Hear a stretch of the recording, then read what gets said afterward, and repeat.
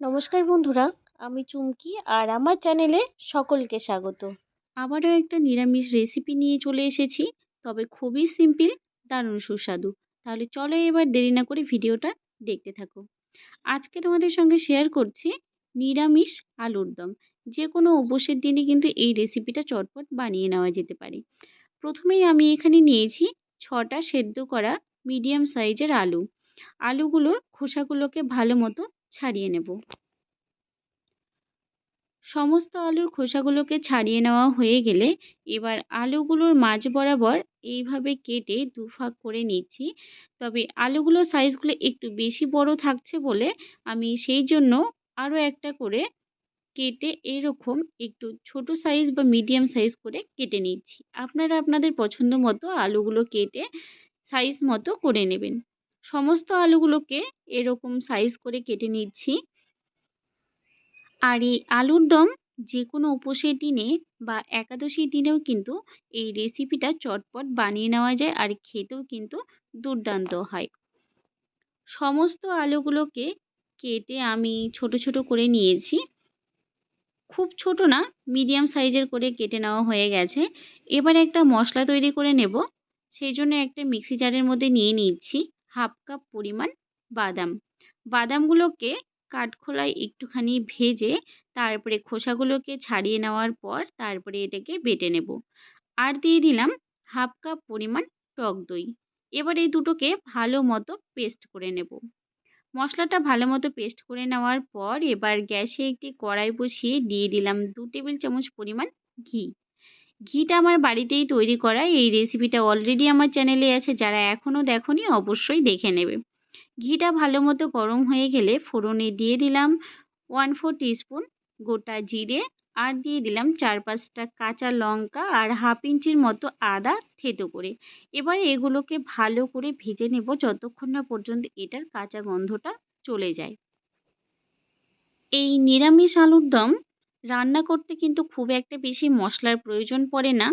আর আমি আগে বলেছি এই আলুর দম খেতে কিন্তু দুর্দান্ত টেস্টি হয়।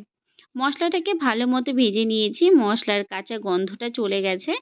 এবার আগে থেকে সেদ্ধ করে কেটে রাখা আলুগুলোকে দিয়ে মিনিট 15 ভালো করে ভেজে নেব মশলার সঙ্গে।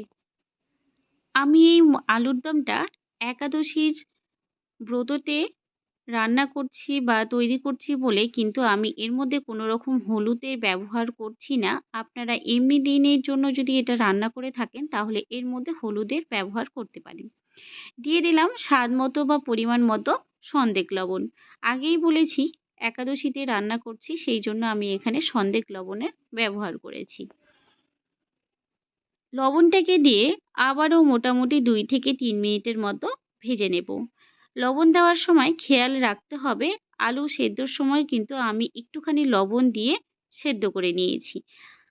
আলু সেদ্ধ করবার সময় সামান্য পরিমাণ লবণ দিয়ে যদি আলু সেদ্ধ করা হয় তাহলে আলুটা সুন্দরভাবে সেদ্ধ হয়ে যায় আর আলুর ভেতরে কিন্তু সুন্দরভাবে লবণটা ঢুকে যায়।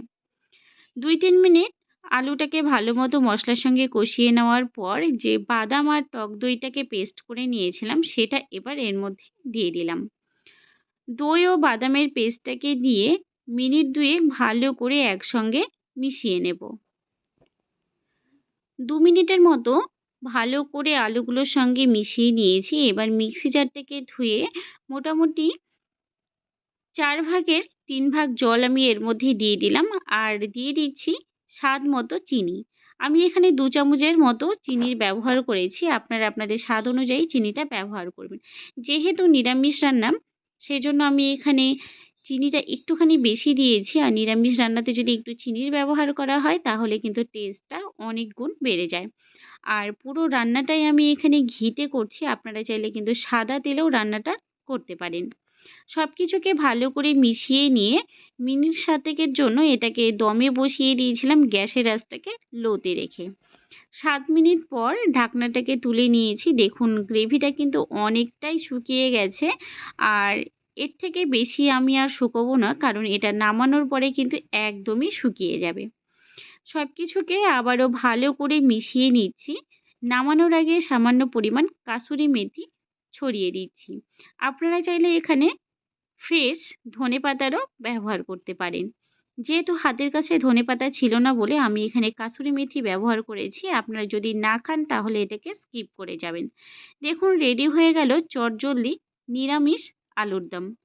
যে কোনো উপোসের দিনে বা গোবিন্দের ভোগের জন্য কিন্তু আপনারা এই রেসিপিটা চটপট বানিয়ে ভোগ নিবেদন করতে পারেন। তো বন্ধুরা, আমার এই সহজ রেসিপিটা তোমাদের কেমন লেগেছে? যদি ভালো লাগে অবশ্যই লাইক, শেয়ার, কমেন্ট করবেন। আর আমার চ্যানেলে নতুন বন্ধু হয়ে থাকলে চ্যানেলটিকে অবশ্যই সাবস্ক্রাইব করে নেবেন। পাশে থাকা বেল আইকনটি অন করতে ভুলবেন না পরবর্তী ভিডিওর আপডেটগুলি পাওয়ার জন্য। ফেসবুক পেজ থেকে দেখে থাকলে পেজটিকে ফলো করবার জন্য অনুরোধ রইল।